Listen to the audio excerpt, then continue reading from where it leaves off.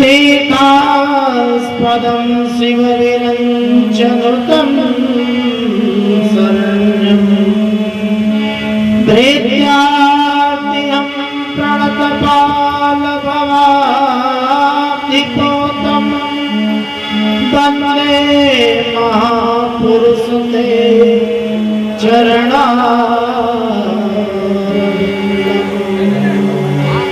सीतानाथ समारम्भा श्रीरामानन्दार मध्यमाः अस्मदाचार्य पर्यन्ता वन्दे गुरु परम्परा। जय जय श्री राधारमण, जय जय नमन किशोर, जय गोपी चित चोर प्रभु, जय जय माधव चोर। जिनकी सेवा भाव से मुक्त भये श्री राम, ऐसे उन बजरंग को बारंबार बोल वृंदावन बिहारी लाल की जय हो, प्रिया प्रीतम सरकार की जय हो, जगन्नाथ भगवान की जय हो, खाटू श्याम महाराज की जय हो, भागवत भगवान की जय हो, श्री सुखदेव जी महाराज की जय हो, पूर्वी माता की जय हो, दुर्गा माता की जय हो, बाबा संतदास महाराज की जय हो, बाबा घुसमेश्वर नाथ धाम की जय हो, धर्म सम्राट स्वामी कृपात्री जी महाराज की जय हो, कांत बजरंग मुनि उदासीन महाराज की जय हो। नमः पार्वती पतये हर हर महादेव। कथा प्रारंभ करने से पहले जीवन को पवित्र करने के लिए 2 मिनट नाम संकीर्तन, तत्पश्चात कथा को प्रारंभ करते हैं। श्री राधे राधे गोविंद गोविंद राधे, श्री राधे राधे गोविंद गोविंद राधे, श्री राधे राधे गोविंद गोविंद राधे, श्री राधे राधे गोविंद गोविंद राधे, गोविंद राधे राधे गोपाल राधे, गोविंद राधे राधे गोपाल राधे, गोविंद राधे राधे गोपाल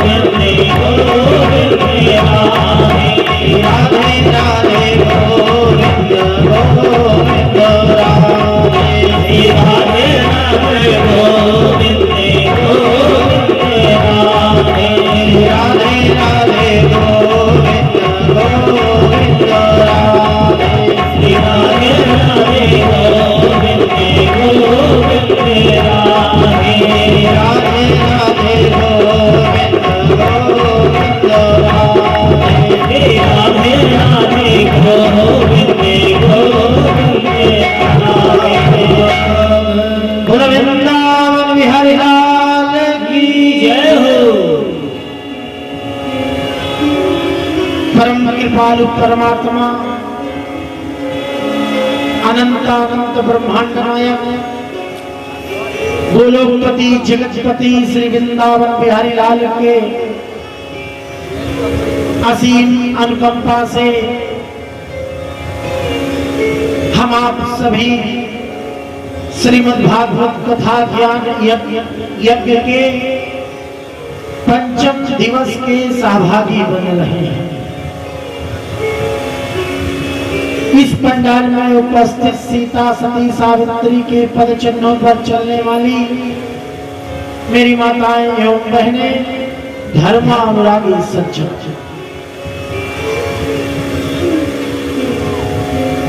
जिनके सानिध्य में भागवत कथा हो रही है, ऐसे परम पूजनीय महंत बजरंग मुनि उदासी महाराज जी,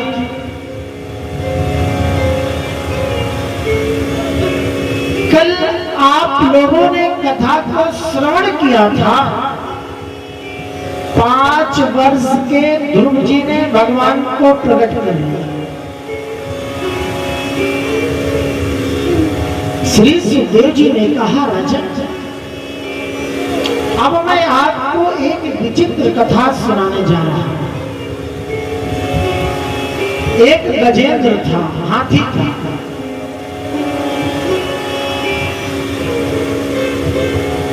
वो जंगल का राजा था। उस हाथी से, उस गजेंद्र से जंगल के सारे जीव जंतु थर थर कांपते थे, डर के कारण, भय के कारण।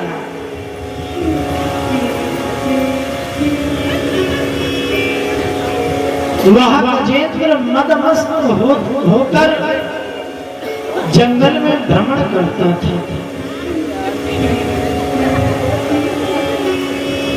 उस हाथी के अंदर अपार बल था महाराज, अपार शक्ति थी।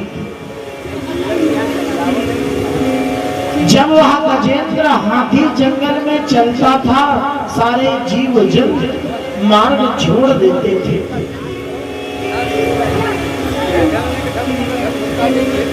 एक दिन गजेंद्र अपने सगे संबंधियों के साथ,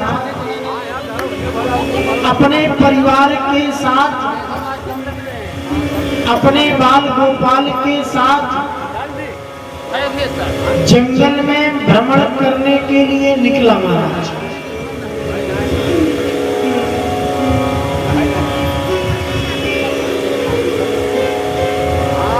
भ्रमण करते करते गजेंद्र ने एक सुंदर सरोवर को देखा। गजेंद्र ने सोचा, विचार किया, इस सरोवर में स्नान करना चाहिए, जल को पीना चाहिए। वह गजेंद्र अपने सगे संबंधियों के साथ, अपने पत्नियों के साथ, अपने बाल गोपालों के साथ सरोवर में प्रवेश कर गया।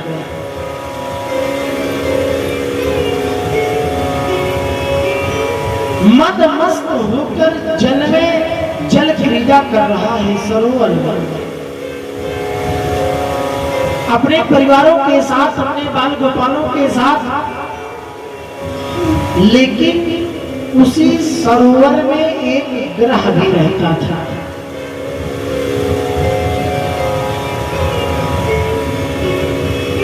वह हाथी, वह गजेंद्र मदमस्त होकर सरोवर में जल क्रीड़ा कर रहा है, लेकिन उसी सरोवर में एक ग्रह रहता था, एक जीव रहता था।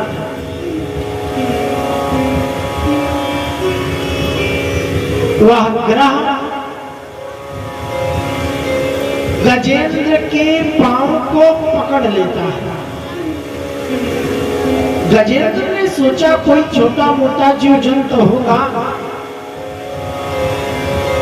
अभी वह मेरे पराक्रम को नहीं जानता, मेरे बल के विषय में उसको नहीं जानकारी है, वो छोड़ देगा।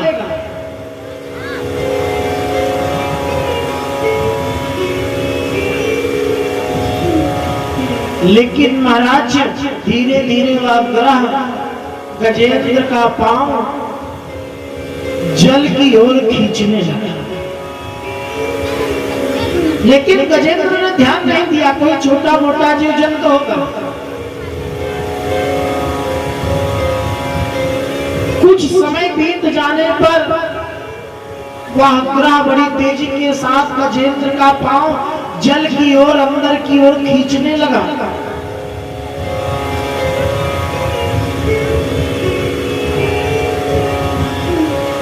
गजेंद्र ने अपना पांव छुड़ाने का कोशिश करता है महाराज।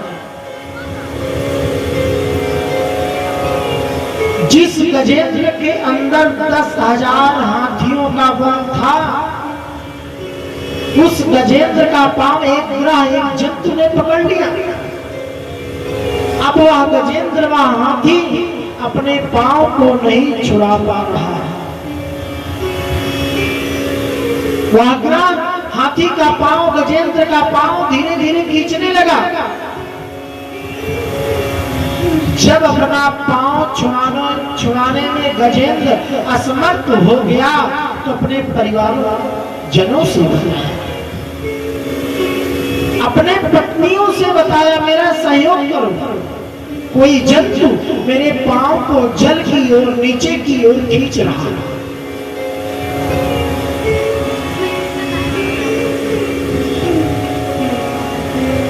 गजेंद्र की पत्नियां गजेंद्र का सहयोग करती हैं, फिर भी गजेंद्र का पांव ग्रह नहीं छोड़ता। गजेंद्र अपने पुत्रों को पुकारता है, बेटा मेरा सहयोग करो। गजेंद्र के पुत्र गजेंद्र की मदद करने के लिए जाते हैं, फिर भी वह ग्रह गजेंद्र का पांव नहीं छोड़ता। सगे संबंधियों को पुकारता है गजेंद्र, आओ मेरे प्राणों की रक्षा करो, इस समय मेरा प्राण संकट में है।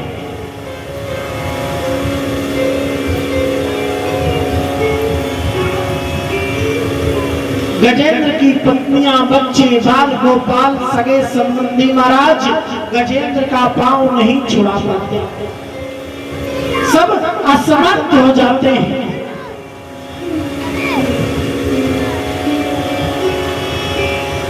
धीरे धीरे गजेंद्र को छोड़कर गजेंद्र के सगे संबंधी जाने लगे।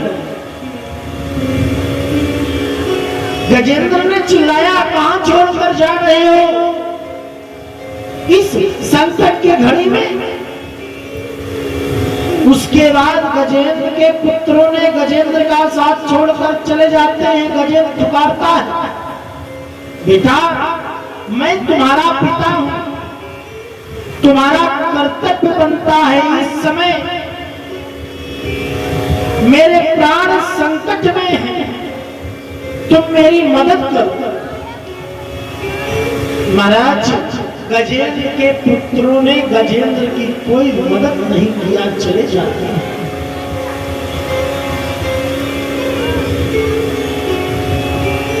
गजेंद्र की पत्नियां गजेंद्र का पांव छुड़ाने में मदद करती हैं।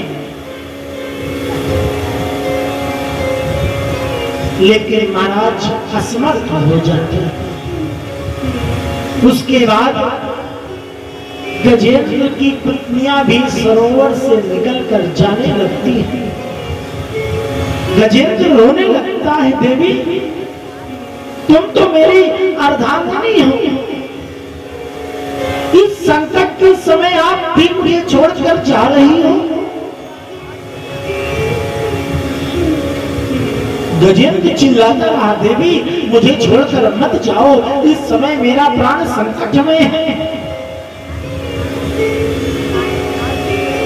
महाराज गजेंद्र की पत्नियां भी छोड़कर चली जाती हैं।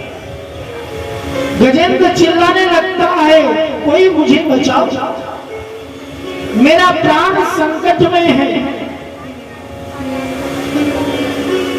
ये किसी मात्र गजेंद्र की कथा नहीं है, ध्यान देकर सुनना। गजेंद्र कौन है? हम आप सभी संसार में गजेंद्र के रूप में टहल रहे हैं। इस संसार के हम आप सभी यात्री हैं।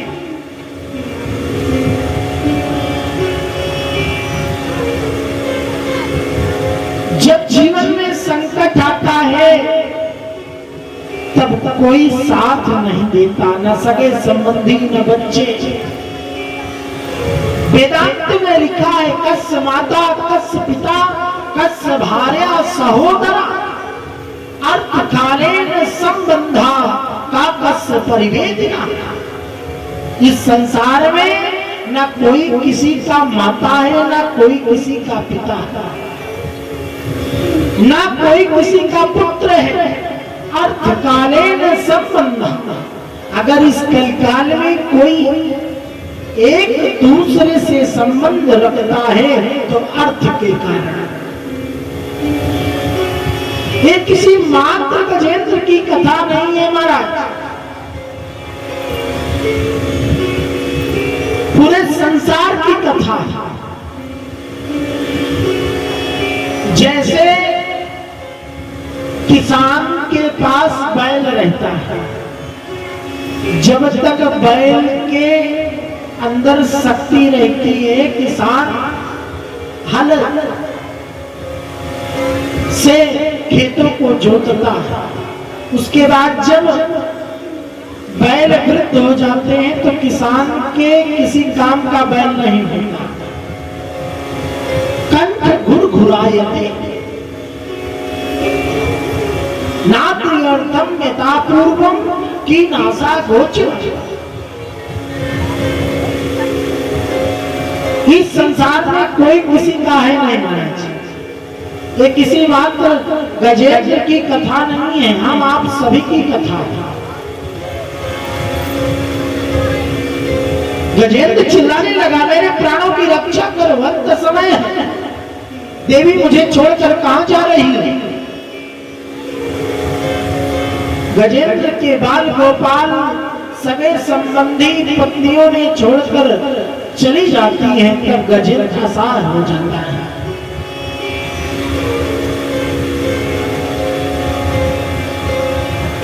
आसमान में सभी देवी देवता खड़े हो गए, तैयारी बनाकर गजेंद्र मेरा नाम पुकारे, मैं 1 मिनट में जाकर गजेंद्र के प्राणों की रक्षा करूंगा।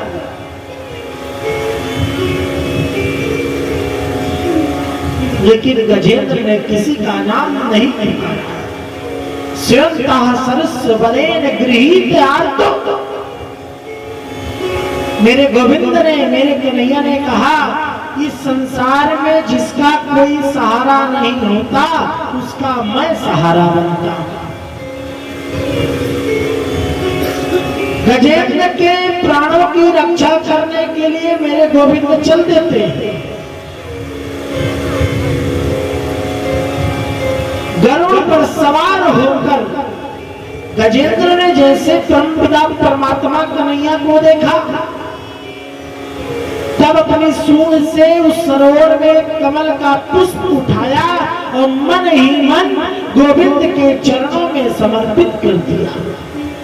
गजेंद्र गोविंद कहना चाहता था, गो कहा था, विंद कहने से पहले मेरे प्रभु ने गजेंद्र के प्राणों की रक्षा की। प्रभु ने अपना सुदर्शन चक्र निकाला, ग्रह का मस्तक काटा। बोलिए गोविंद भगवान की।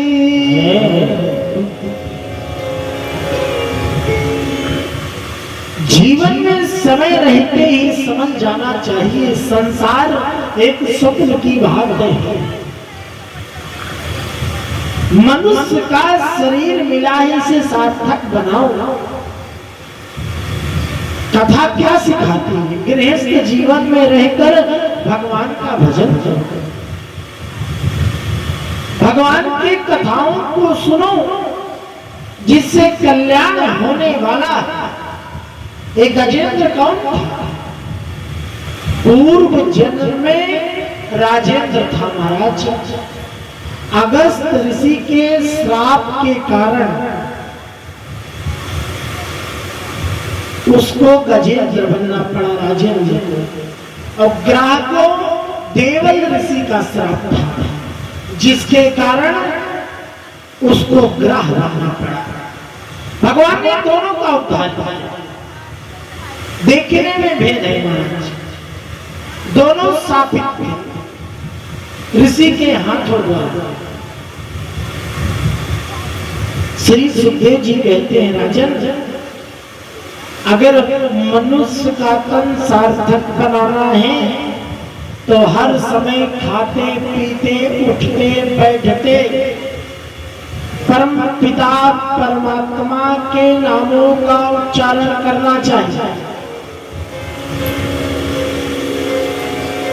तभी हमारा आपका कल्याण है।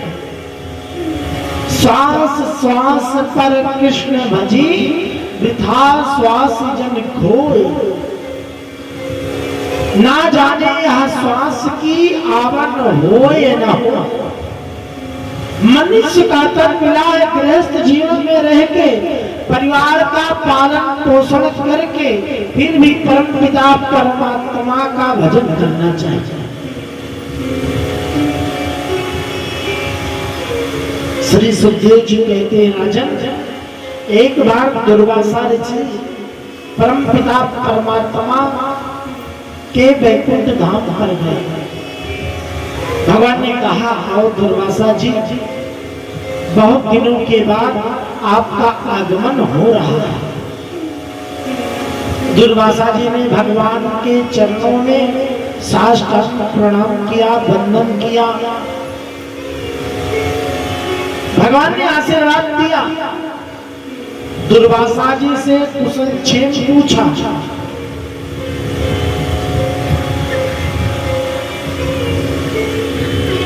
आपस में वार्तालाप की।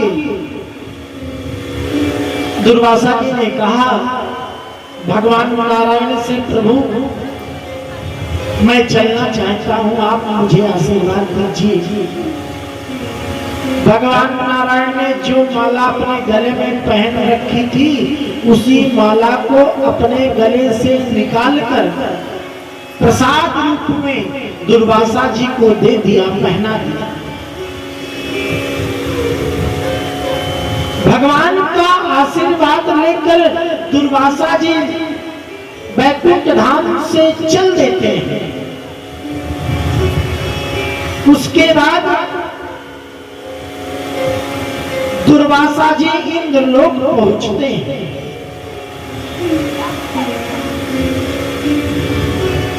इंद्रादि देवता दुर्वासा जी को देखकर खड़े हो जाते हैं। दुर्वासा जी का स्वागत सत्कार दिया, आसन दिया, अर्घ दिया, पात्र दिया, पाद प्रक्षालन किया, आरती उतारी दुर्वासा जी की। इंद्र ने कहा, प्रभु मेरी एक प्रबल इच्छा है, आप भोजन प्रसादी करके जाओ।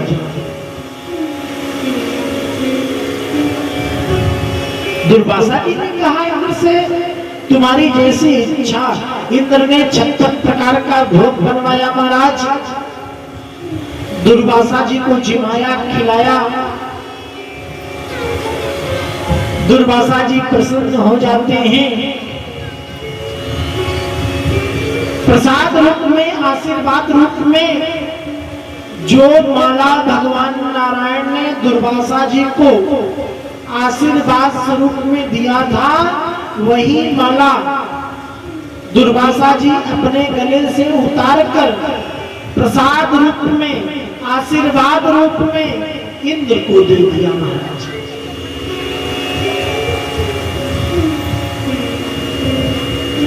इंद्र के ने दुर्वासा जी के चरणों में प्रणाम किया। दुर्वासा जी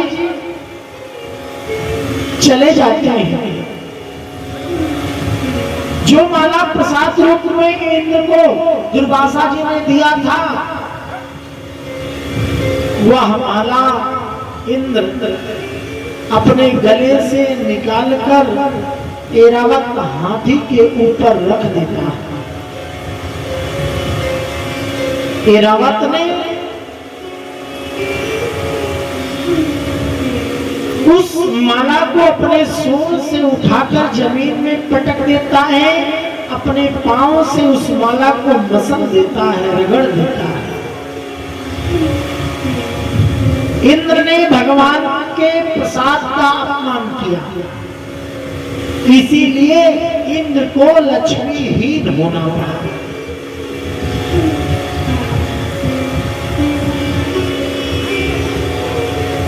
राजा बलि ने इंद्रलोक पर चढ़ाई कर दिया। राजा बलि ने इंद्रलोक को जीत लिया। इंद्रलोक ही नहीं, राजा बलि तीनों लोकों को जीत लेते हैं। रोते रोते इंद्रादि देवता भगवान नारायण के पास जाते हैं। भगवान ने समुद्र मंथन कराया।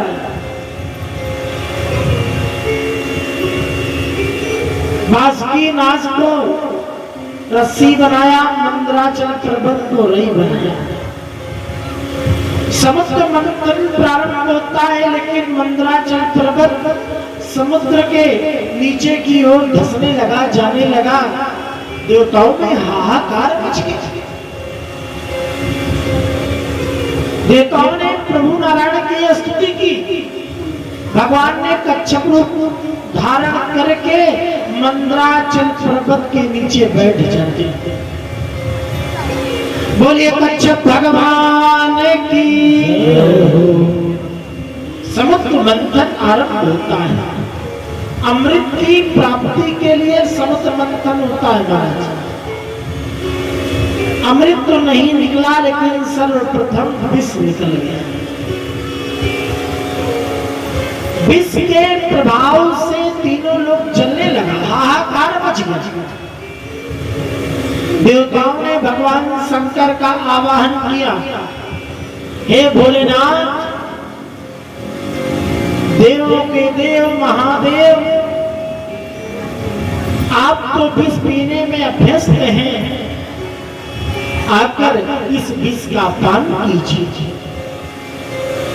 भोलेनाथ आते हैं, विष का पान करते हैं। जैसे गले तक विष पहुंचता है, भोलेनाथ को याद आया हृदय में, मैं भगवान को बसाता हूं।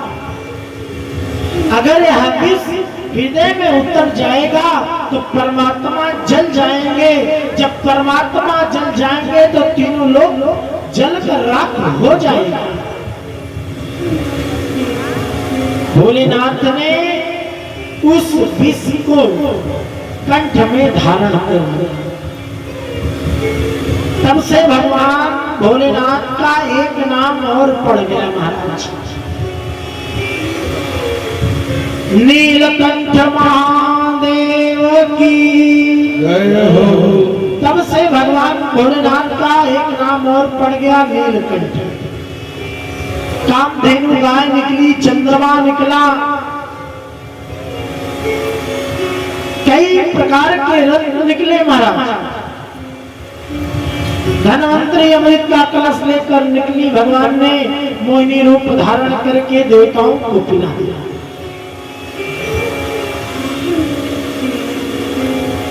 देवताओं ने अमृत का पान कर लिया। देवताओं के अंदर अभिमान आ गया महाराज। देवता सोचने लगे अब मैंने अमृत का पान किया है, मुझे कोई मार नहीं सकता, मुझे कोई हरा नहीं सकता। मनुष्य का जो अभिमान होता है भगवान का आहार है। जीवन में मनुष्य को अभिमान नहीं करना चाहिए। देवताओं को अभिमान हो गया, मैंने अमृत का पान किया है, अब मुझे कोई मार नहीं सकता, मुझे कोई हरा नहीं सकता। देवता लोग जो भगवान के दो चार माला जपते थे, भगवान के नामों का स्मरण करते थे, सब बंद कर दिए।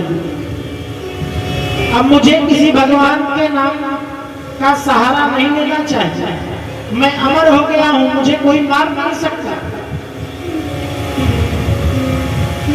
और इधर राजा बलि अपने गुरु शुक्राचार्य जी के पास जाते हैं।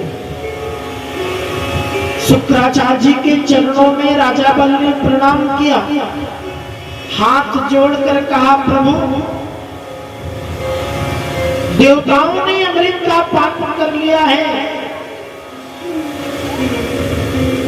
अब उनको मारा नहीं जा सकता, क्या उनको युद्ध में हराया जा सकता है? शुक्राचार्य जी ने राजा बलि को बताया, राजन देवताओं को युद्ध में हरा सकते हो, तुम अपने जीवन में 3 बातों को अपनाओ। अगर इस 3 बातों को अपने जीवन में अपनाओगे, निष्ठा के साथ करोगे, अवश्य ही देवता युद्ध में परास्त हो जाएगा।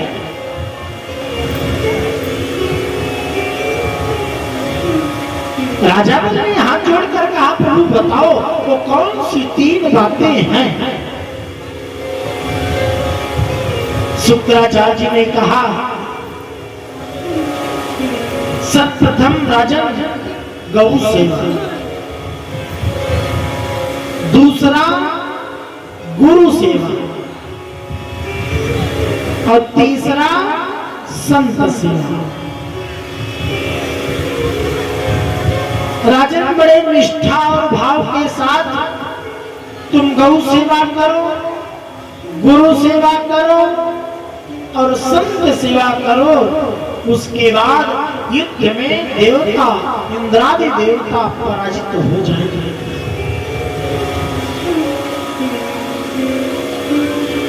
गुरु की बातों को माना राजा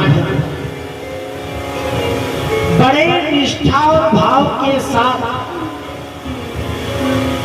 राजा बलि गौ सेवा करना प्रारंभ कर दिया। आप लोगों को मैं एक बात बता देना चाहता हूं, गौ के अंदर 33 कोटि देवी देवताओं का वास होता है। अगर आप गौ सेवा करते हैं तो किसी मंदिर पर जाने की जरूरत नहीं है। जो पुण्य मंदिर जाने पर मिलता है वह फल गौ सेवा से प्राप्त हो जाता है। गौ के अंदर 33 कोटि देवी देवताओं का निवास होता है।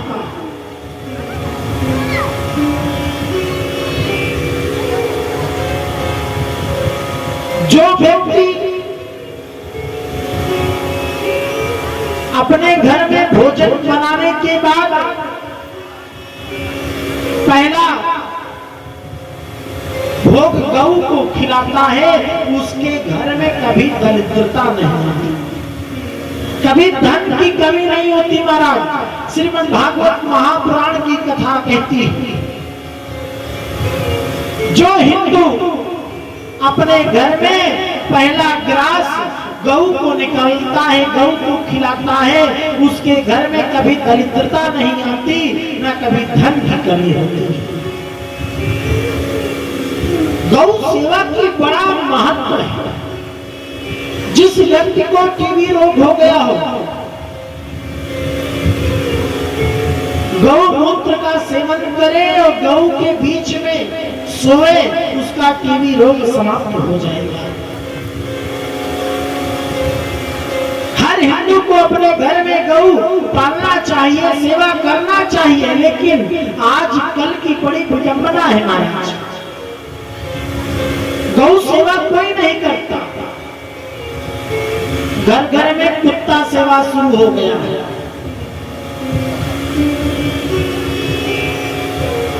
कुत्ता पालने का फैशन चल गया है। जिस घर में कुत्ते रहते हैं उस घर में राक्षसों का निवास होता है। उस घर में हमेशा बीमारी बनी रहती है, ये शास्त्र कह रहा है। घरों में कुत्तों को नहीं पालना चाहिए। जिस घर में कुत्ता रहता है उस घर में बीमारी बनी रहती है, पूरे घर में वाद विवाद होता रहता है। लेकिन जिस घर में गऊ रहता है उसके घर का कल्याण हो जाता है। राजा बल ने गावो विश्व माता, गाय विश्व की माता है। राजा बल ने बड़े निष्ठा और भाव के साथ गौ सेवा किया। दूसरे नंबर पर आते हैं गुरु। गुरु भी ने भवन तरही न कोई, जो विरिंच शंकर सम हो। बिना गुरु के कल्याण होने वाला नहीं। गुरु बनाओ जान के, पानी पियो छाछ के। गुरु उसी को कहते हैं जो आपको सतमार्ग पर ले जाए,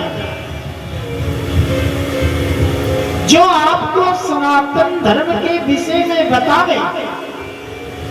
सनातन धर्म क्या है? लेकिन आजकल के लोग कहते हैं बेटा अभी तुम्हारा पूजा पाठ करने का उम्र नहीं है।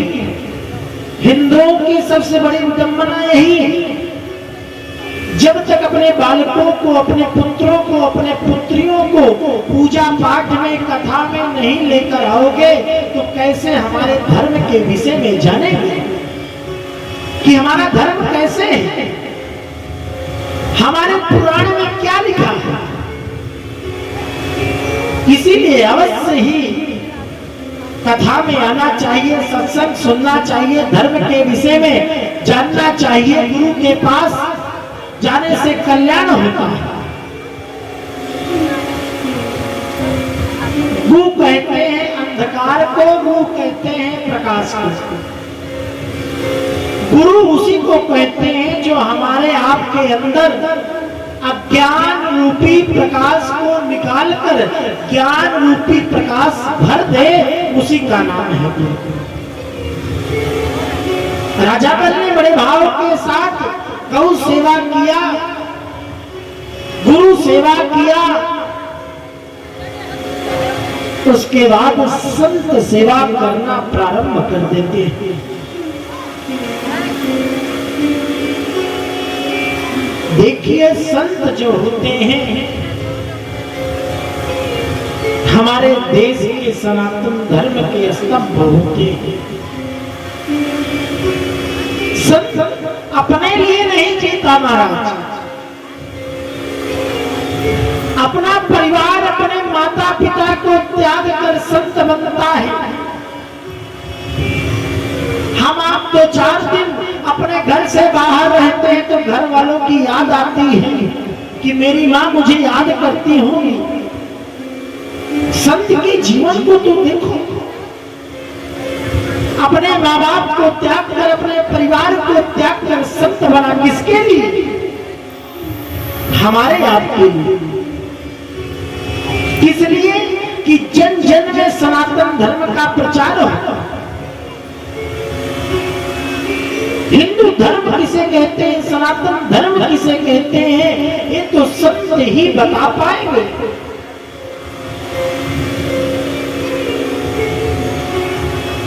संत अपने लिए नहीं जीता, दूसरे के लिए जीता है महाराज। जैसे हमारे परम पूज्य महाराज जी इस क्षेत्र में आकर अपने परिवार को त्याग कर, अपने माता पिता को त्याग कर सनातन धर्म के लिए लड़ रहे हैं। जन जन में हिंदू धर्म का प्रचार प्रसार कर रहे हैं। बड़े भाग जब जानिए जब मिलने आवे संत, संतन को मिलबो करे सब कष्टन को अंत। जब संत की कृपा होती है तो बिगड़े हुए काम भी बन जाते हैं महाराज। राजा बल ने बड़े भाव से निष्ठा के साथ गौ सेवा, गुरु सेवा, संत सेवा। राजा बलि अपने गुरु शुक्राचार्य जी के पास जाते हैं। शुक्राचार्य जी ने आशीर्वाद दिया, जाओ तुम इंद्रलोक पर चढ़ाई कर दो। राजा बलि अपने सेना के साथ इंद्रलोक पर धावा बोल देते हैं। इंद्रादि देवता युद्ध में परास्त हो जाते हैं, हार जाते हैं। राजा बलि तीनों लोगों के सम्राट बन जाते हैं। जो देवताओं को अभिमान था, मैंने अमृत का पान किया है, मुझे कोई मार नहीं सकता, कोई हरा नहीं सकता, आज उन देवताओं के पास न रहने का ठिकाना है, न खाने का ठिकाना है। अभिमान भगवान का आहार है, इसीलिए जीवन में मनुष्य को अभिमान नहीं करना चाहिए। मनुष्य का जीवन मिला है तो नम्रता से रहो। जिन देवताओं को अभिमान था, मैंने अमृत का पान कर लिया है, मैं अमर हो गया हूं, मुझे कोई हरा नहीं सकता, आज राजा बल ने तीनों लोगों को जीत लिया। देवता लोग रोने लगे, ना रहने का ठिकाना है, ना खाने का ठिकाना है, दर दर भटकने लगे। राजा बलि सम्राट बन गए। अगर पुत्र के जीवन में संकट आता है तो सबसे ज्यादा कष्ट किसको होता है जानते हो? मां को। देवताओं की माता है अदिति।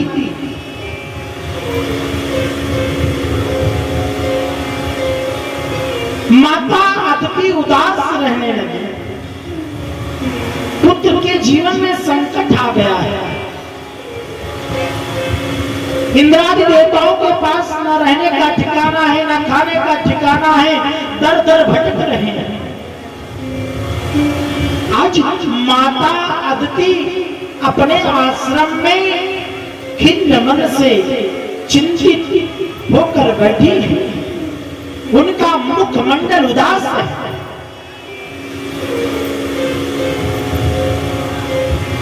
भगवान कश्यप आते हैं, देवी क्या बात है, किस कारण से तुम्हारा मुखमंडल उदास है, चिंतित हो? प्रतिदिन की बात आपका पूजा पाठ चल रहा है,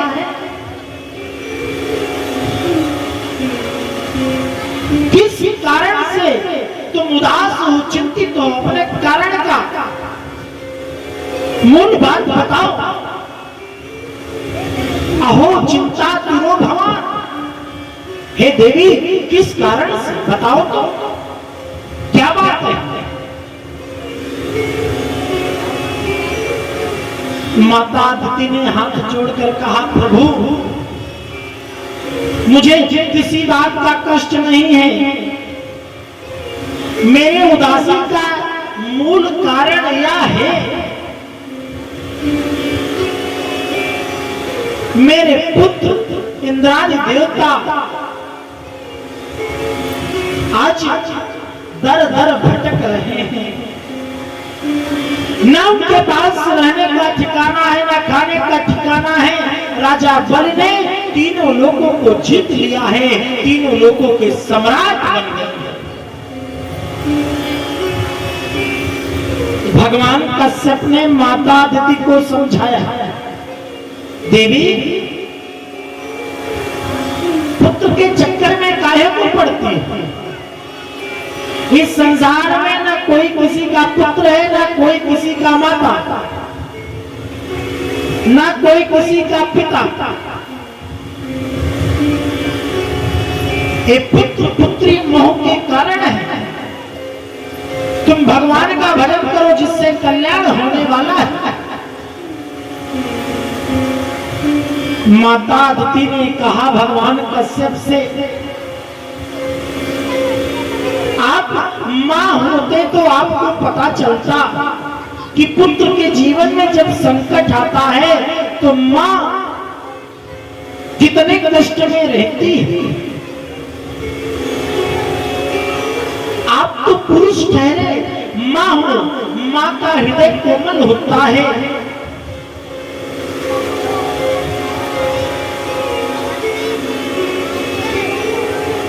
मेरे उदासी का मूल कारण यही है।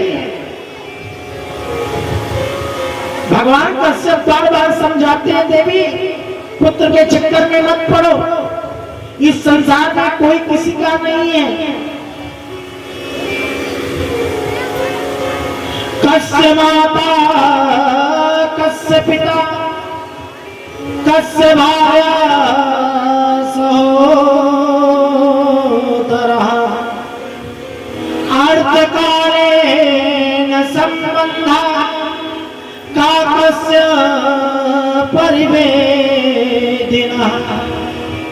इस संसार में न कोई किसी का माता है, न कोई किसी का पिता है।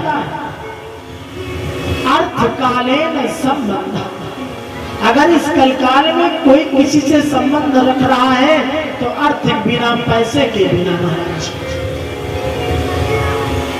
मोह एक ही कारण, ये सब मोह का कारण है देवी।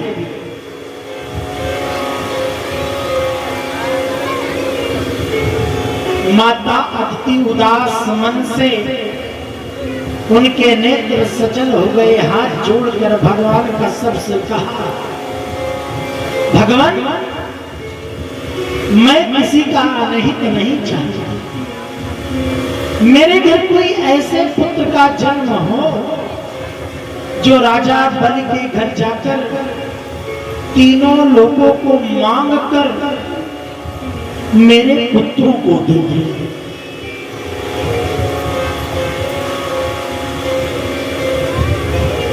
भगवान कश्यप ने माता अदिति को एक व्रत बताया, देवी इस व्रत को करो,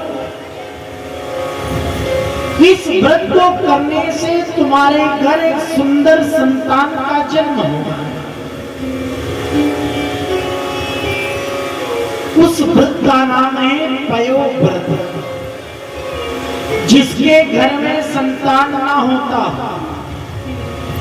श्रीमद् भागवत महापुराण की कथा कहती है, वो पयोव्रत अपने घर में करवाए, अवश्य ही उसके घर पुत्र का जन्म होगा।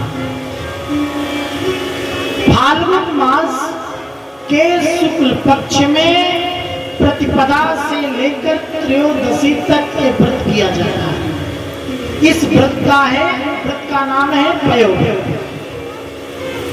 जिसके घर में संतान न होता हो महाराज, श्रीमद् भागवत महापुराण की कथा कहती है, इस व्रत को करे अवश्य ही उसके घर संतान हो जाएगा। माता अदिति ने बड़े भाव निष्ठा के साथ व्रत किया, नियम संयम के साथ।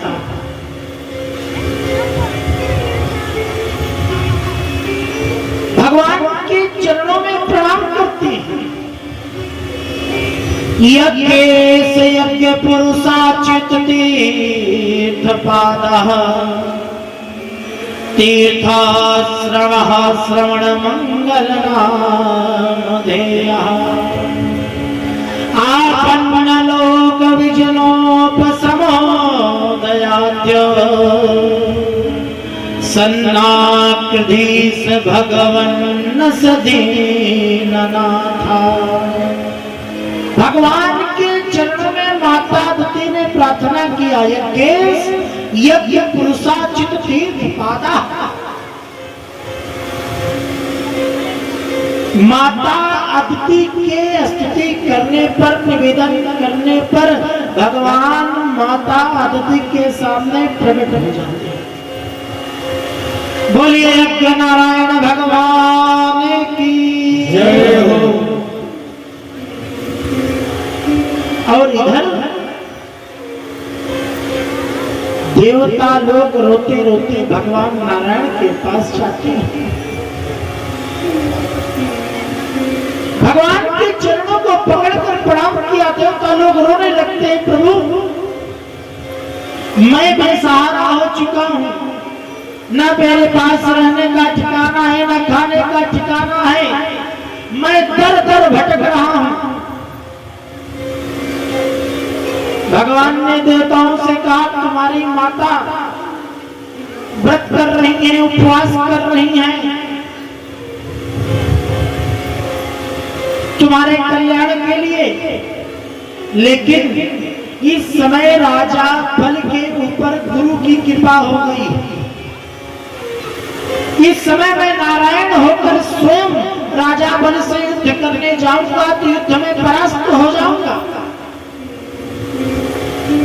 एक काम हो सकता है,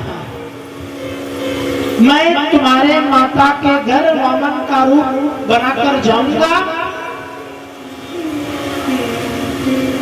और राजा बल के यज्ञ में जाकर राजा बल से तीनों लोगों को मांगकर मैं तुम लोगों को दे दूं। तुम लोग अपने अपने घर को जाओ।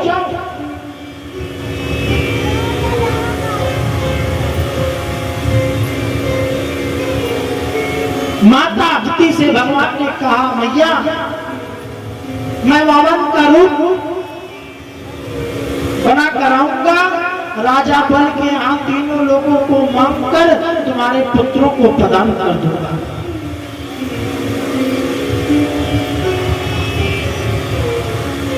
देखिए, ये जो भादो का महीना है भगवान को अति प्रिय है। राधा रानी का जन्म भादो महीने में हुआ। श्री सुखदेव जी राजा परीक्षित को भादो के महीने में कथा सुनाया। भगवान श्री कृष्ण का जन्म भादो के महीने में हुआ। बलराम जी का जन्म भादो के महीने में हुआ। भादो के महीने के शुक्ल पक्ष की द्वादशी तिथि को दिन के ठीक 12 बजे भगवान नारायण ने देवताओं का कार्य सिद्ध करने के लिए वामन का रूप लेकर प्रकट हो जाते हैं। बोलिए वामन भगवान की जय हो।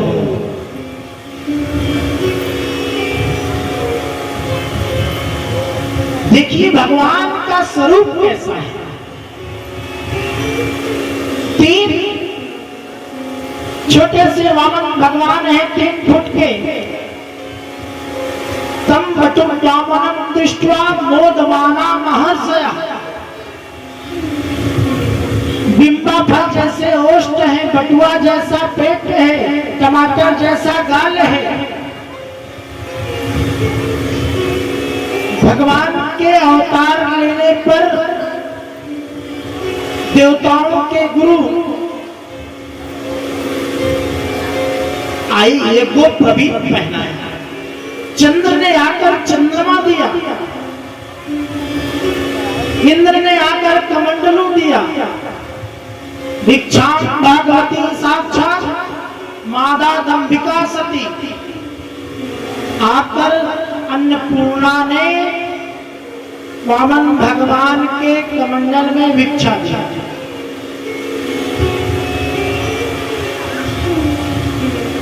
भगवान देवताओं का कार्य सिद्ध करने के लिए राजा बलि के यज्ञ में पधारते हैं। राजा बलि यज्ञ कर रहा था जहां से नर्मदा जी का प्रादुर्भाव हुआ है, अमरकंटक। उस स्थान पर राजा बलि यज्ञ कर रहा था महाराज।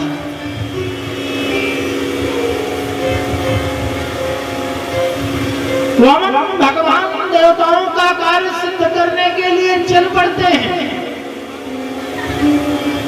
हजारों ब्राह्मण यज्ञ कर रहे हैं महाराज। राजा बलि सब परिवार जजमान बना हुआ है।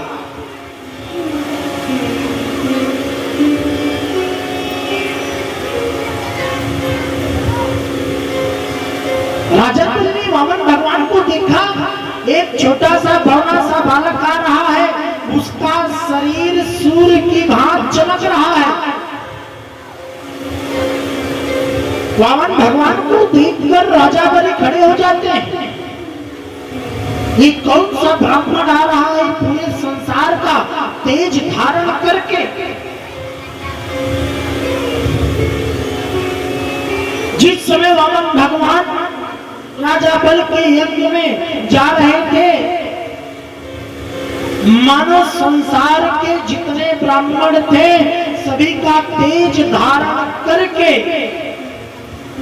वामन भगवान जा रहे हैं। सूर्य चंद्र की भांति चमक रहे हैं। राजा बलि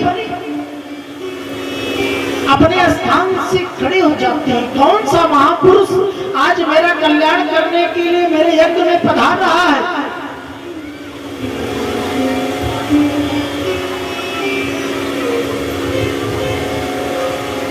राजा बलि ने सब परिवार हाथ जोड़कर स्वागत किया।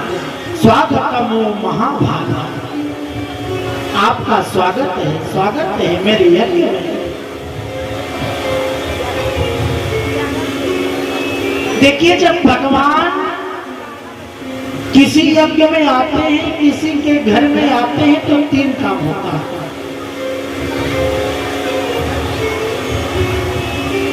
पितरों का मोक्ष, यज्ञ की पूर्णता, परिवार की पवित्रता।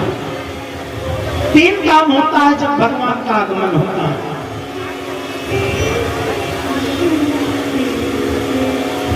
हाथों का स्वागत किया, सत्कार किया, आसन दिया, अर्घ्य दिया, पाद प्रक्षालन किया। पाद प्रक्षालन करने के बाद वामन भगवान के चरणों का चरणामृत सब परिवार राजा बलि ने पान किया महाराज। जिस नारायण के अंगूठे को धोकर ब्रह्मा जी ने अपने कमंडलों में रखा था, शंकर जी अपने जटाओं में रखे थे, आज वही भगवान नारायण के अंगूठे को धोकर राजा बलि ने सब परिवार पान किया, आसन दिया। बताओ महाराज, आप कौन है, कहां से पधार रहे हैं? वामन भगवान ने राजा बलि से कहा, मैंने सुना आप यज्ञ कर रहे हैं, आप बहुत बड़े दानी हैं, तो मैं आपके यज्ञ में सम्मिलित होने के लिए आया हूं।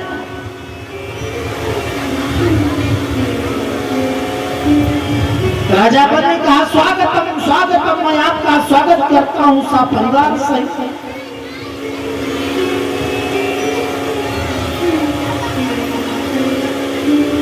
भगवान ने कहा, मैं किसी कामना से आया हूं, मुझे कुछ चाहिए। राजा बलि ने हाथ जोड़कर कहा, प्रभु एक बार आप मांग कर तो देखिए, मैं सर्वस्व आपको दे दूंगा। प्रियम किम करवाणी ना,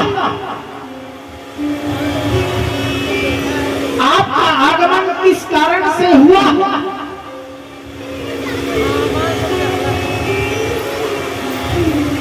वामन भगवान ने कहा, मैं अर्थ की कामना से आया हूं, मुझे कुछ चाहिए।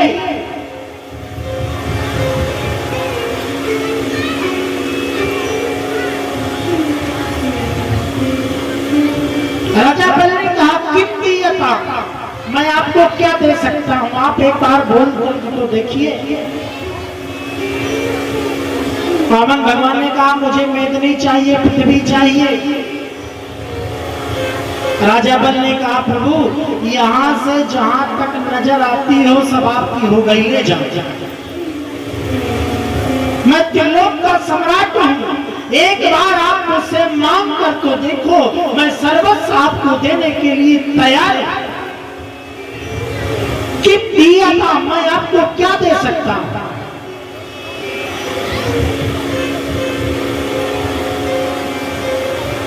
मैं आपको क्या दे सकता हूं? एक बार बोल कर तो देखो।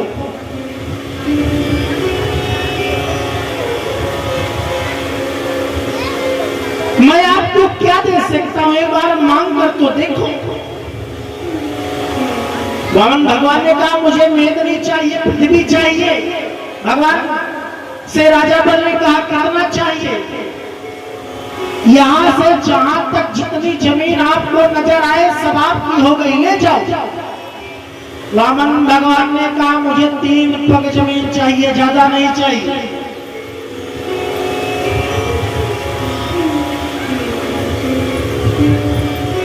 राजा बल ने कहा, जितने छोटे तुम हो उतनी छोटी तुम्हारी बुद्धि भी है।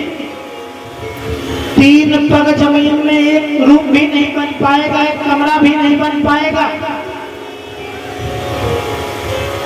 3 पग जमीन लेकर क्या करोगे?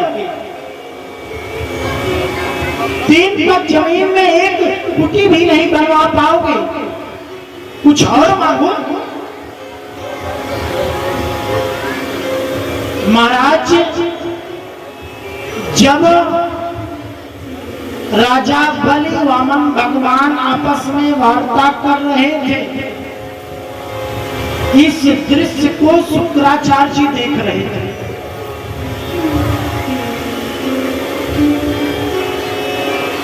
राजा बल ने कहा, 3 पग लेकर क्या करोगे? 3 पग जमीन में एक रूम भी नहीं बन पाएगा, एक कमरा भी नहीं बन पाएगा, कुछ और मांग लो।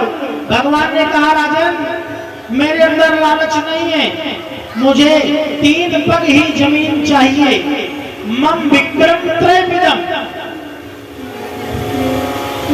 मेरे पग से नाप कर 3 पग ही जमीन चाहिए। आपको देना है तो दीजिए, अन्यथा मैं जा रहा हूं। इस बात को शुक्राचार्य जी सुन रहे थे। जब वामन भगवान राजा बल में आपस में वार्ता हो रही थी,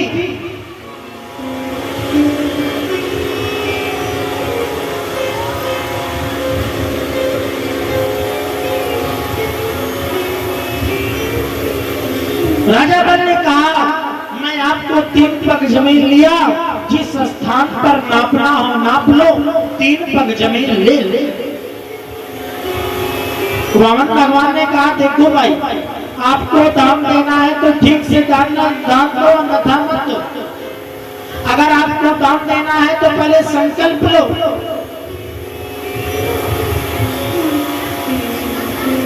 राजा बल ने कहा, 3 पग जमीन के लिए संकल्प। वामन भगवान ने कहा, ठीक बात नहीं, अगर देना है तो विनोदपूर्वक दीजिए, अन्यथा मत दीजिए। देखिए महाराज, मनसा वाचा और कर्मणा 3 प्रकार से मनुष्य संकल्प को करता है, मन से, वचन से और कर्म से।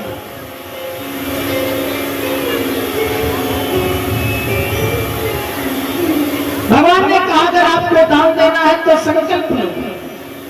राजा बलि 3 पग जमीन देने के लिए हाथ में जल लिया, उसा लिया। शुक्राचार्य जी तब तक बोल पड़े, राजन ठहर जाओ, इस जल को जमीन में गिरा दो, गुरु का कहना मानो। ये छलिया है, ये हरि है, हरने आया है। 3 पग के बहाने तीनों लोगों को नाप कर देवताओं को दे दिया। इसकी बात को मत मानो, इसको दान मत दो। महाराज तब तक हाथ से जल गिर जाता है। राजा बल ने कहा, अगर एक भगवान होंगे तो मैं जरूर इनको दान दूंगा 3 पग जमीन। जिस परम पिता परमात्मा से पूरा संसार हाथ फैलाकर मांगता है, हे प्रभु मुझे अमुक वस्तु चाहिए, मुझे अमुक चीज चाहिए, आज वह परम पिता परमात्मा मेरे घर मांगने के लिए आया है। मैं कितना भाग्यशाली हूं। जिस परम पिता परमात्मा से पूरा संसार मांगता है, आज वह परम पिता परमात्मा मेरे घर मांगने के लिए आया है। मैं अवश्य ही दान दूंगा। शुक्राचार्य ने डांट लगाया, राजन तुम बड़े भोले हो, तुम नहीं जानते देवताओं का कार्य सिद्ध करने के लिए वामन का रूप बना कर आया है। राजा बल ने कहा, गुरुजी आपने ही बताया है दान तो पात्र को देना चाहिए। अब मैं भगवान को, वामन भगवान को 3 पग जमीन दान करूंगा। राजा बल ने महाराज बहुत समझाया, मत दो। राजा बलि ने कहा, गुरुजी मैंने मन ही मन संकल्प ले लिया है, 3 पग जमीन दूंगा। शुक्राचार्य जी दैत्य नीति से राजा बलि को समझाते हैं, स्त्री सुनर्म विवाहे चा विद्यर्थे प्राण संकटे गो ब्राह्मण थे हिंसाया नामितम चाप्स गुप्सितम। हे राजन, स्त्री सुनर्म विवाहे चा, आपके झूठ बोलने से किसी के पुत्री का विवाह हो जाता हो तो उस स्थान पर झूठ बोलने से पाप नहीं लगता। स्त्री सुनर्म विवाहे च विद्यर्थे प्राण संकट, किसी का प्राण संकट में हो महाराज, आपके झूठ बोलने से उसका प्राण बच जाता हो तो उस स्थान पर झूठ बोलने से पाप नहीं लगता। गो ब्राह्मण ते हिंसाया, गौ ब्राह्मण अगर आपके झूठ बोलने से बचते हैं तो आपको पाप नहीं लगता। शुक्राचार्य ने समझाया राजा बल, लेकिन राजा बल ने कहा हाथ जोड़कर, गुरुजी मैंने मन ही मन मनसा वाचा कर्मणा 3 प्रकार का संकल्प ले लिया, मैं दान देकर रहूंगा। राजा बल ने संकल्प लेने के लिए फिर से अपने कमंडलों को उठाया जल लेने के लिए। शुक्राचार्य जी ने सूक्ष्म रूप धारण करके कमंडलों के नली में बैठ जाते हैं। शुक्राचार्य जी ने सोचा, जब कमंडल से जल नहीं निकलेगा तो संकल्प कैसे होगा। कमंडलों के नली में सूक्ष्म रूप धारण करके शुक्राचार्य जी बैठ के राजा बलि जल लेने के लिए कमंडलू को हिलाते हैं, बुलाते हैं, फिर भी जल नहीं गिरता। वामन भगवान ने कहा राजन मुझे लगता है आपके कमंडल के नली में कुछ कचरा फंस गया है। एक कुसा को उठाया, कुसा उठाकर नली में डाल दिया नली को साफ करने के लिए। महाराज जब वामन भगवान नली को साफ करने लगे शुक्राचार्य की बाईं आंख फूट गई।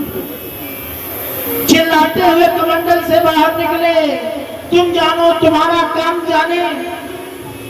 हजारों गाली देते हुए तुम्हारा नाश हो जाए, सर्वनाश हो जाए, गुरु की बात नहीं मानी। चिल्लाते हुए आंख फूट गई। महाराज तुम्हारे चक्कर में मेरी आंख भी फूट गई। श्राप देते हुए, हजार गालियां देते हुए शुक्राचार्य जी चले जाते हैं। जल लिया, संकल्प पूरा हुआ। महाराज राजा बनने तन मन और धन तीनों प्रकार से संकल्प। इस संसार में मनुष्य धन तो दे देता है धर्म कर्म में, लेकिन मन को नहीं लगाता। धन और तन को लगा दिया, फिर भी मन को नहीं लगाता। लेकिन राजा बल ने तन और मन और धन से तीनों प्रकार से संकल्प लिया, दान दिया 3 पग जमीन। सख्य आत्म निवेदन तीनों प्रकार से दान दिया। जैसे संकल्प पूरा हुआ, भगवान ने विराट रूप धारण कर लिया। एक पांव में पूरे संसार को नाप लिया, एक पग में, दूसरे पग में स्वर्ग लोक को नाप लिया।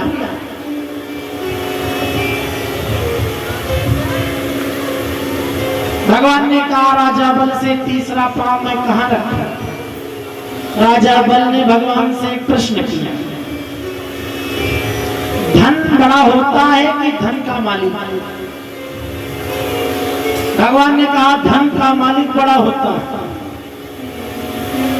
राजा बल ने कहा प्रभु अभी मैं स्वयं शेष बचा हूं, तीसरा पांव आप मेरे सिर पर रखो। भगवान ने तीसरा पांव राजा बल के सिर पर रख दिया। पद पाताल शीश अजधामा। राजा बल को अपना लिया और पाताल लोक में जाकर बसा दिया। भगवान ने सोचा तीनों लोगों को मांगकर मैंने देवताओं को दे दिया, अब राजा बल को कहां रखूं? इसीलिए भगवान ने पद पाताल शीश अजधामा, पाताल लोक का राजा बना दिया। भगवान राजा बल के भक्ति से बड़े प्रसन्न। भगवान ने कहा राजा बल से तुम कुछ मांगो, मैं तुम्हारे भक्ति के ऊपर प्रसन्न हूं। मैं तुमको पाताल लोक का राजा बना दिया। हाथ जोड़कर राजा बल ने कहा प्रभु मैं जिस दरवाजे से निकलूं हर दरवाजे पर आपका दर्शन होता है। भगवान ने कहा राजा बल बड़ा चतुर है। पाताल लोक में 75 दरवाजे हैं, ना जाने किस दरवाजे से राजा बल निकलेगा। राजा बल ने मुझे चौकीदार बना दिया। भगवान ने तथास्तु कहा। जिस दरवाजे से राजा बल निकलते थे उसी दरवाजे पर भगवान दर्शन देते थे। और भगवान ने राजा बल से कहा 8वें मनवंतर में मैं तुमको राजा बनाऊंगा, इंद्र बनाऊंगा। 7 लोग महाराज इस कलिकाल में भी अमर है। कौन कौन से? अश्वस्थानो बलिर्व्यासो हनुमानश्च विभीषणः कृपा परशुरामश्च सप्तैते चिरजीविनः। ये 7 लोग आज भी अमर हैं। अश्वत्थामा, बलिर्व्यासो, हनुमानश्च विभीषण, कृपा परशुरामश्च सप्तैते चिरजीवी। राजा बलि के यहाँ भगवान बन गए, चौकीदार बन गए। इंद्रराज घूमते घूमते, नारद जी आज घूमते घूमते वैकुंठ धाम पहुंचे। माता लक्ष्मी ने नारद जी से पूछा, कई महीने हो गए हैं प्रभु, वैकुंठ धाम लौट कर नहीं आए हैं। आप तीनों लोगों में भ्रमण करते रहते हैं, कहीं मेरे प्रभु को देखा क्या? नारद जी ने माता लक्ष्मी से कहा, इस समय प्रभु राजा बलि के यहाँ चौकीदार की नौकरी कर रहे हैं। माता लक्ष्मी ने कहा, कुछ छुड़ाने का उपाय बताओ। नारद जी ने कहा, जैसे भगवान नारायण ने वामन का रूप धारण करके तीनों लोगों को मान लिया, उसी प्रकार आप राजा बलि के बहन बनकर जाओ, उनके हाथ में राखी बांधो, उसके बदले में भगवान को मांग लो। माता लक्ष्मी स्वरूप बदल कर जाती हैं, राजा बलि के हाथों में रक्षा सूत्र को बांधती है। हे नवद्धो बलि राजा दानवेंद्रो महाबला, तेन त्वामि पधनामि रक्षे माचल माचल। उसी दिन से रक्षा बंधन का त्योहार हम आप लोग मनाने लगे। जिस दिन माता लक्ष्मी राजा बलि के हाथों में रक्षा सूत्र बांधा। राजा बलि ने कहा, बहना आपको क्या चाहिए? लक्ष्मी जी ने कहा, जो आपका चौकीदार है इसे नौकरी से आप निकाल दो। राजा बलि ने कहा, बहना किसी की नौकरी चली जाएगी, आप क्या पाओगे? बार बार माता लक्ष्मी ने कहा, जो आपका चौकीदार है उसे नौकरी से निकाल दो। राजा बलि समझ जाते हैं, प्रेम पूर्वक भगवान को दे दिया। कहने का तात्पर्य है, दान लेना बड़ी बात नहीं है, दान लेकर बढ़ना पड़ता है। भगवान ने राजा बलि से दान लिया। जब दान लिया तो राजा बलि के यहाँ भगवान को बंधना पड़ा।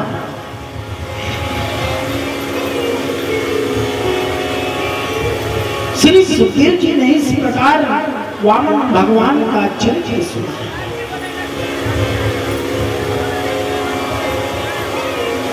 श्री राधे राधे गोविंद गोविंद राधे, राधे राधे गोविंद गोविंद राधे, श्री राधे राधे गोविंद गोविंद राधे, श्री राधे राधे गोविंद गोविंद राधे,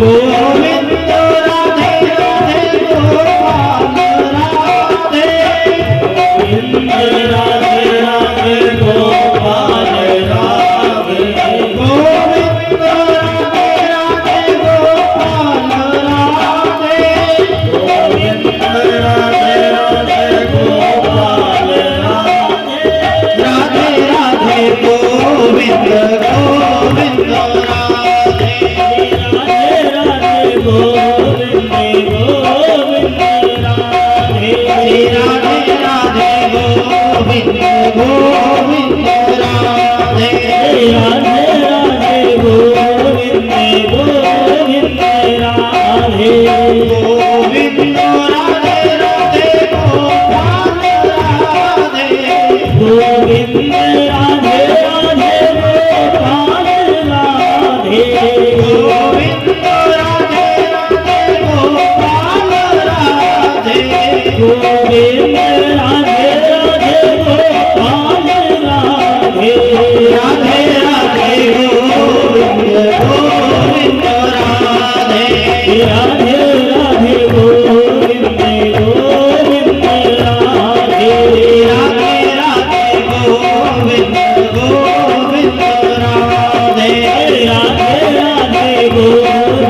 गोविंद राधे गोपाल राधे राधे गोविंद राधे गोपाल राधे राधे गोविंद राधे गोपाल राधे राधे गोविंद राधे गोपाल राधे राधे गोविंद राधे राधे राधे गोविंद गोविंद राधे गोपाल राधे राधे गोविंद राधे गोविंद राधे राधे गोपाल राधे गोविंद राधे राधे गोपाल राधे गोविंद राधे राधे गोपाल राधे गोविंद राधे राधे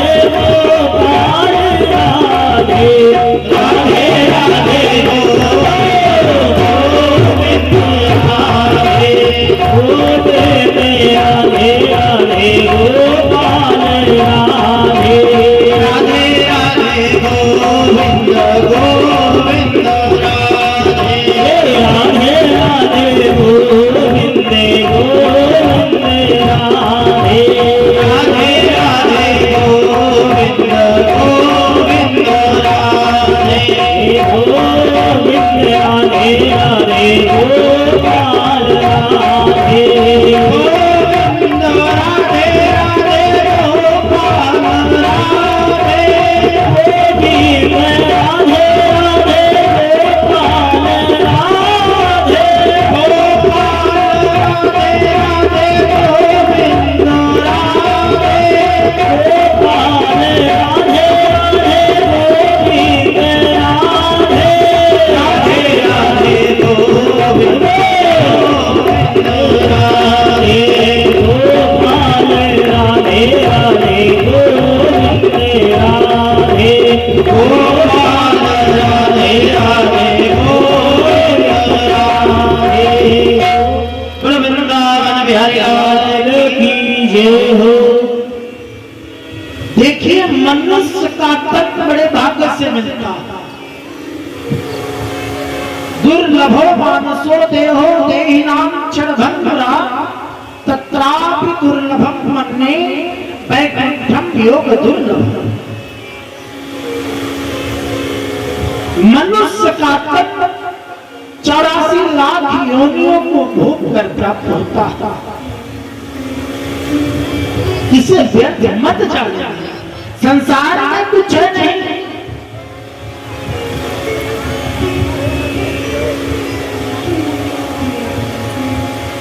भगवान ने सुंदर आंख दिया है तो आंखों से भगवान की छवि को देखो, भगवान के स्वरूप को देखो। भगवान ने सुंदर हाथ दिया है तो सेवा करो।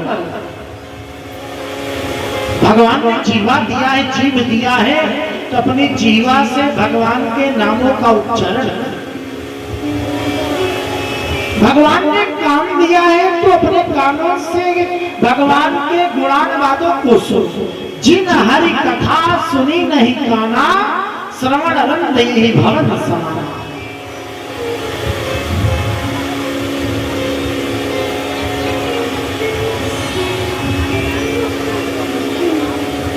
भगवान वेद व्यास ने भागवत में लिखा है बिले बतोरो क्रम विक्रमाने नाशनवता कर्णपुटे नरस्य जीवा सतीदा दुर्गे वसूत नाचोपगाया तुर्गाय गाथा। जो बड़ी आंखों से भगवान का दर्शन नहीं करता, भगवान के स्वरूप को नहीं देखता, उसकी आंख मोर पंख के समान है। बिले बतोरुक्रम विक्रमान ना श्रवतः कर्णपुटे नरस्य। जो मनुष्य अपने कानों से भगवान के गुणानुवादों को नहीं सुनता, उसका कान कैसे है? चूहे के बिल के समान है। जिन हरि कथा सुनी नहीं काना, श्रवण रंग यही भवन सना। जो अपनी जीवा से, जो अपनी जीव से भगवान के नामों का उच्चारण नहीं करता, उसकी जीव मेढक के जीव के समान है। दादुर के वसुत ना चोप गायतुर गाय गाथा। जो अपने हाथों से संत की सेवा नहीं करता, जो अपने पैरों से भगवान के तीर्थ यात्रा पर नहीं जाता, उसका हाथ पांव मुर्दे के समान है महाराज। हस्तौ दान विवर्जितो सुतपुतो सारस्वतो नेत्रे साधु विलोकनेन रहितो पादौ न तीर्थं गतम्। भगवान ने आंख इसलिए दिया है उनके स्वरूप को देखो। भगवान ने कान इसलिए दिया है उनके कथाओं को सुनो।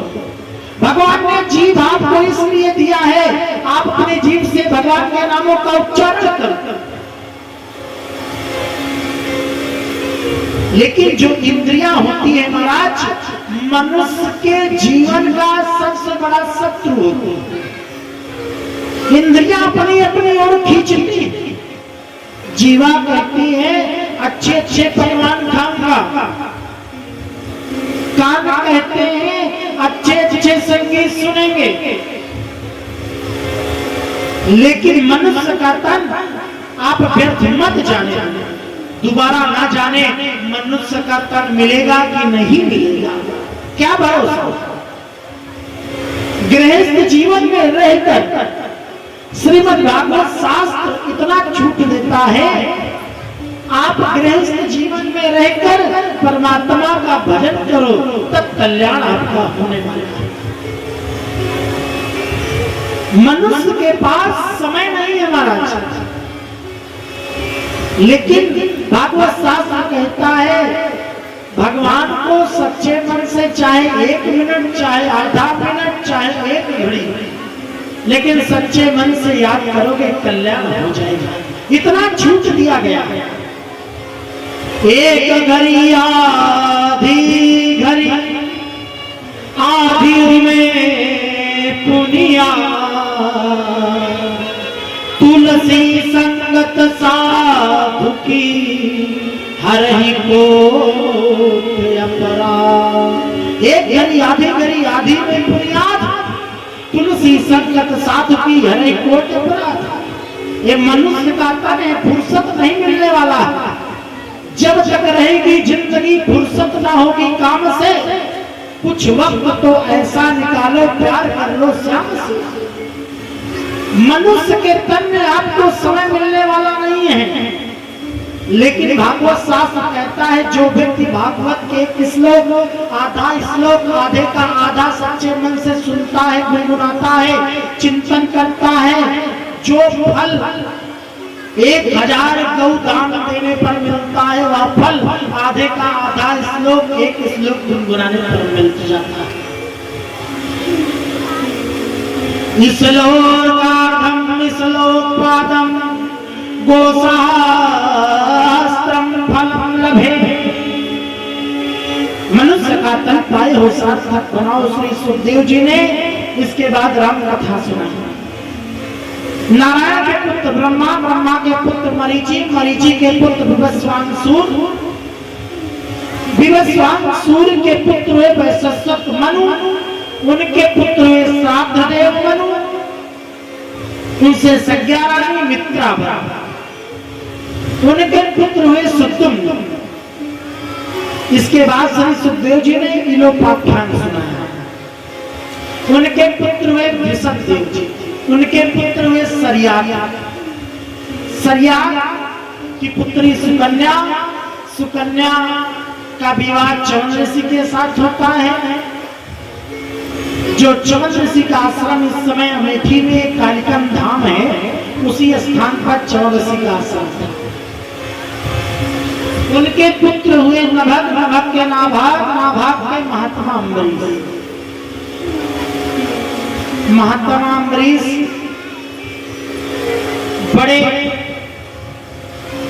वैष्णव संत थे, एकादशी का व्रत करते थे। एक दिन दुर्वासा ऋषि आए, महात्मा अम्बरीश ने व्रत किया था। जैसे कभी कभी होता है, लोग एकादशी का व्रत करते हैं, कुछ समय के लिए द्वादशी रहती है, फिर त्रयोदशी लग जाती है। दुर्वासा जी आए, स्वागत किया। अम्बरीश जी ने कहा, मैं चाहता हूं आज मैं एकादशी व्रत का पारण करूंगा और मैं चाहता हूं आज अपने परिकरों के साथ भोजन मेरे घर करें। दुर्वासा जी ने कहा, जैसे आपकी आज्ञा, मैं भोजन करूंगा। मैं संध्या पूजन करके आता हूं। दुर्वासा जी की समाधि लग गई महाराज। द्वादशी तिथि बीतने वाली थी, त्रयोदशी लगने वाली थी। महात्मा अम्बरीश, महाराज अम्बरीश चिंतित होने लगे। लगता है मेरा व्रत खंडित हो जाएगा। ब्राह्मणों को बुलाया, क्या करूं? ब्राह्मणों ने बताया, भगवान का चरणामृत पान कर लो, आपका व्रत भी पारण हो जाएगा और संत का अपमान भी नहीं होगा। भगवान का चरणामृत राजा अम्बरीश ने पान किया। जो व्यक्ति भगवान शालिग्राम या किसी भगवान का चरणामृत पान करता है, उस व्यक्ति का कभी अकाल मौत नहीं होता। अकाल मृत्यु हरणम सर्वव्याधि विनाशनम विष्णु चरणोत्पीत्वा पुनर्जन्म विद्यते। हर व्यक्ति को भगवान का चरणोदक पान करना चाहिए। दुर्वासा जी आ गए। आओ भगवान, मैं आपका स्वागत कर रहा हूं। मेरा व्रत खंडित हो जाता, मैंने पारण कर लिया। दुर्वासा जी ने कहा, कैसे? बोला, भगवान का चरणामृत पान किया था। दुर्वासा जी क्रोध की मूर्ति थी, उनको क्रोध हो गया। महात्मा अम्बरीश को मारने के लिए विद्या नाम की राक्षसी को प्रकट कर दिया। विद्या नाम की राक्षसी अम्बरीश को मारने के लिए दौड़ती है महाराज।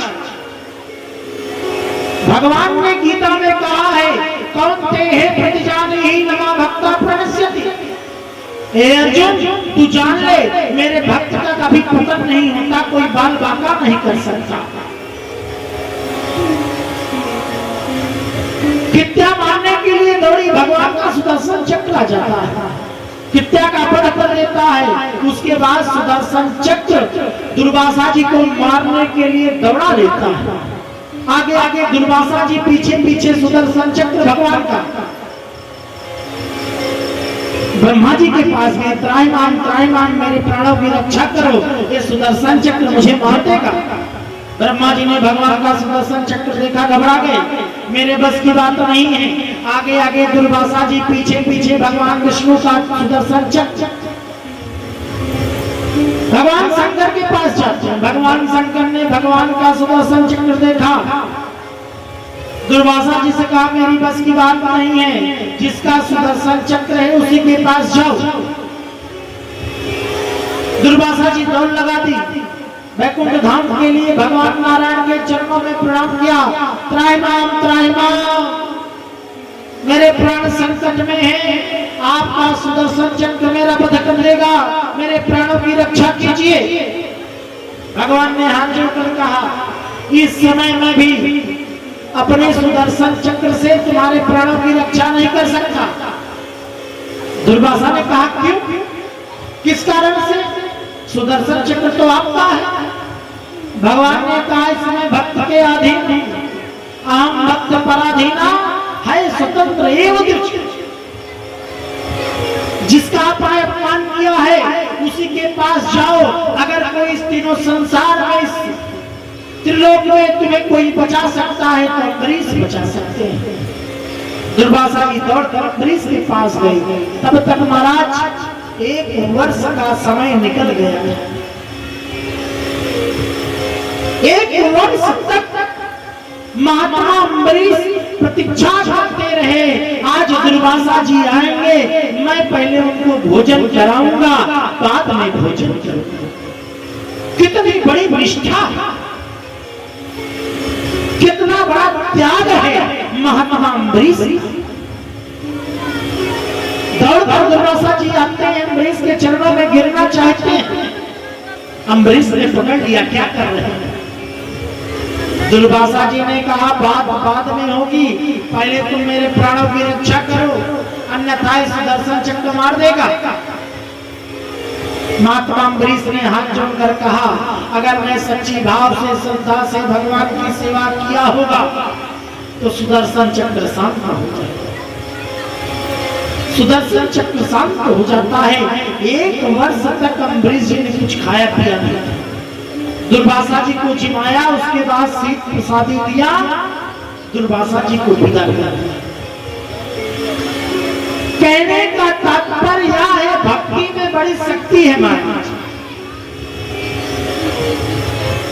भगवान भी स्वतंत्र नहीं है, भगवान भी मनमानी नहीं कर सकते।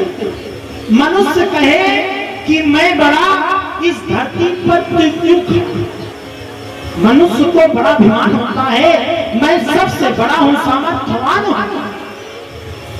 संसार में मुझसे बड़ा कोई दूसरा नहीं है।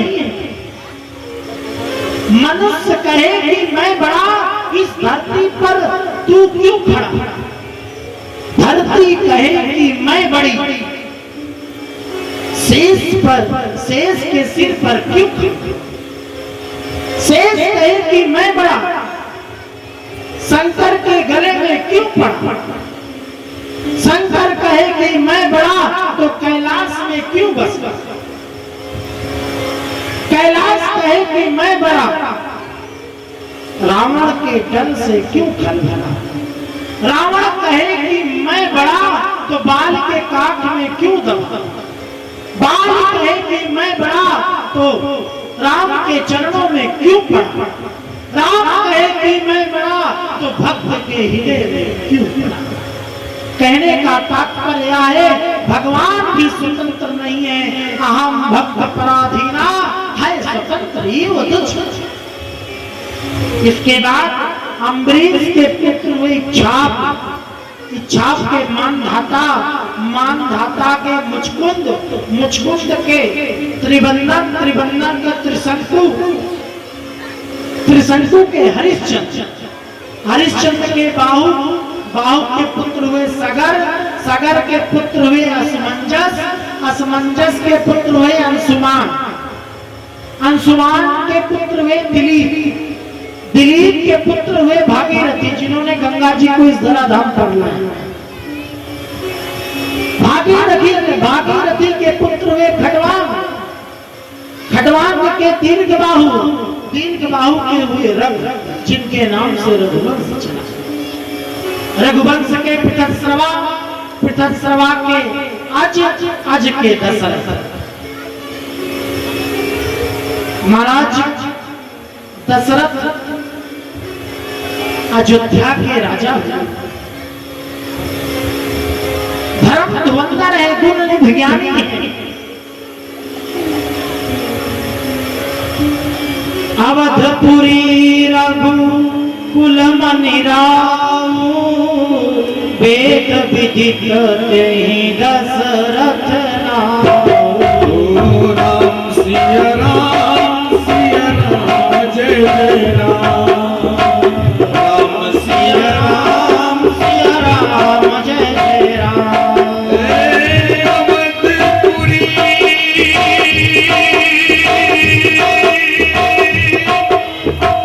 अवधपुरी रघुकुल मनि राम, वेद विदित तेहि दशरथ नाम। राम सिया राम जय जय राम, राम सिया राम जय जय राम। धर्म धुरंधर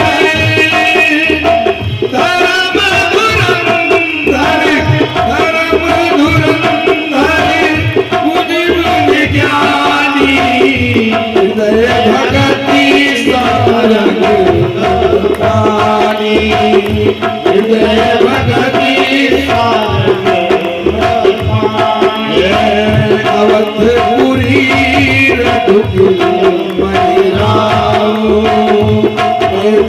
कहीं दशरथ नाम, वेद विदित कहीं दशरथ नाम। महाराज दशरथ अयोध्या के राजा हैं, धर्म धुरंधर है, गुण नित्य ज्ञानी है। उनकी 3 रानियां हैं महाराज।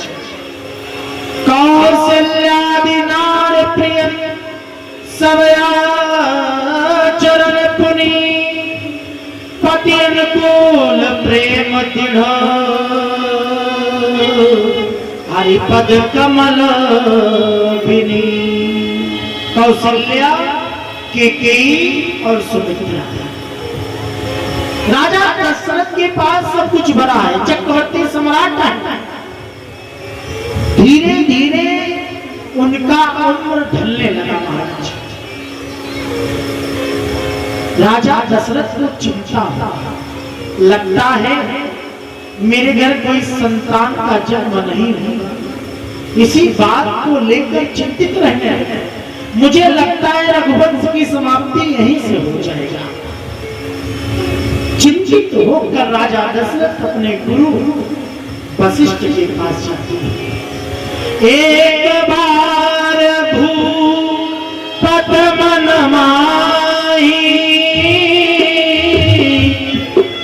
भय गलानी मोरे सुत नाही।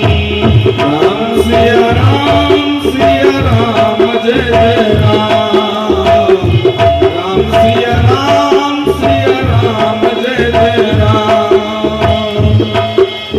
एक बार भूपत मन माही, भय गलानी मोरे सुत नाही। राम सिया राम जय जय राम, राम सिया राम जय जय राम। गुरु गृह गयो तुरंत नहीं पाला,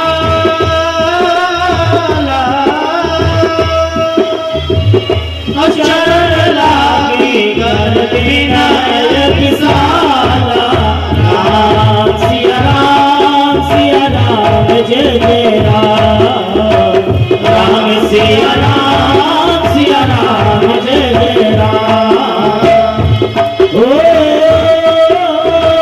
निज सुख दुख सब गुरु ही सुनायो, कहीं वशिष्ठ बहु विधि समझायो। राम सिया राम जय जय राम, राम सिया राम जय जय राम, राम सिया राम जय जय राम। एक बार भूपत मनमाई, भय गलान मोरे सुत नाही। गुरु गृह गए तुरंत नहीं पाला, चरण लाग कर विनय विशाला। गुरु जी के पास गए, सारा दुख सुख बताया। तो वशिष्ठ जी ने समझाया, कई वशिष्ठ बहुविध समझा। राजन, धैर्य को धारण करो, तुम्हारे 4 पुत्र होंगे। धर्म उधीर हुई है सुतचारी, त्रिभुवन विदित भगत भय हरि। श्रृंगी ऋषि को बुलाते हैं, पुत्र कामेष्टि यज्ञ कराते हैं। भगत सहित मुनि आहुत दीने, प्रगटे अगिन चरु कर। यही विधि गर्भ सहित समना। सभी रानियां गर्भवती हो गई। जोग लगन ग्रहवार तिथि, सकल भय अनुकूल। चरवर हर्ष जुतो, राम सकल जन्मो। कौन सी महीना, कौन सी तिथि आ गई? नवमी तिथि मधुमास पुनीता, शुक्ल पक्ष अभिजित हरि प्रीता। नवमी तिथि मधुमास पुनीता शुक्ल पक्ष अभिजित हरि प्रीता मध्य दिवस अति शीतल धामा पावन काल लोक विश्रामा शीतल मंद सुरभ हर्षित सुर संकट मन जाओ नवमी तिथि मधुमास पुनीता शुक्ल पक्ष अभिजित हरि प्रीता शुक्ल पक्ष अभिजित हरि प्रीता शुक्ल पक्ष अभिजित हरि प्रीता शुक्ल पक्ष अभिजित हरि प्रीता नवमी तिथि मधुमास पुनीता शुक्ल पक्ष अभिजित प्रीति। चैत्र मास के शुक्ल पक्ष नवमी तिथि को भगवान अवतार लेते हैं, देवता लोग गर्भ स्तुति करते हैं। जय जय सुर नायक जन सुखदायक प्रणत बाल हितकारी जय सुरारी से पालन सूरी धरणी अद्भुत करनी मरणी न जाने कोई जो सहज कृपाला दीन दयाला करऊ अनुग्रह सोई जय जय सुर नायक जन सुखदायक प्रणत बाल भगवाना गोविंद हितकारी सुरारी सिंधु सुता प्रिय कन्ना सिंधु सुता प्रिय कन्ना सिंधु सुता प्रिय कन्ना सुर समूह विनती कर पहुँचे निज निज धाम जग निवास प्रभु प्रगटे अखिल लोक विश्राम। बोलो सियावर रामचंद्र की सशंख चक्रम सकरीट कुंडलम सपीत वस्त्रम सरसेरुहेक्षणम सारवक्षस्थलकौस्तुभाश्रियं नमामि विष्णुं शिरसा चतुर्भुजं। माता कौशल्या प्रार्थना करती हैं। आइए हम आप इस प्रार्थना को गुनगुनाते हैं, आप लोग सभी जानते हैं। भय प्रगट कृपाला दीन दयाला कौशल्या हितकारी भय प्रगट कृपाला दीन दयाला कौशल्या हितकारी हर्षित महाकारी निनिहारी अद्भुत रूप विचारी लोचन अभिरामा श्यामा निज आयुध भुजचारी भूषण बनमाला नयन विशाला शोभा सिंधु धरारी महती कर जोरी स्तुति तोरी केहि विधि करहु अनंता माया गुण ज्ञाना गीत अमाना वेद पुराण भनंता करुणा सुख सागर सब गुण आगर जेहि गावे स्तुति शांता सो हम हित लागी जन लागी भयव प्रकट श्री गंगा ब्रह्मांड निकाया निर्मित माया लोम लोम प्रतिवेद कहे मम हुरि सोमासी लाल महासी सुनत धीर धीर न रहे उपजा जग ज्ञाना प्रभु मुस्काना चलत बहुत विधि कीन चहे कही कथा सुहाई माधव छाई जही प्रकार सुख प्रेम रहे माता मुनि बोली सोमति डोली अजुगाते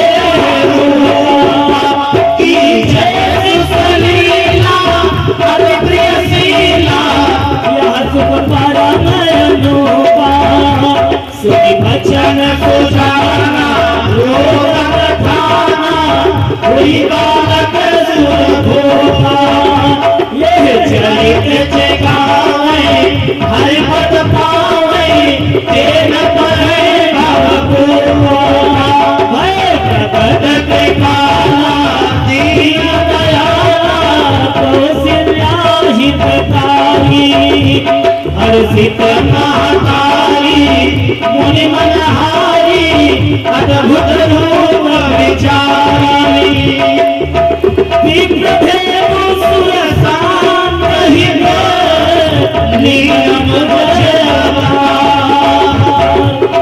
निरीक्षा निरमित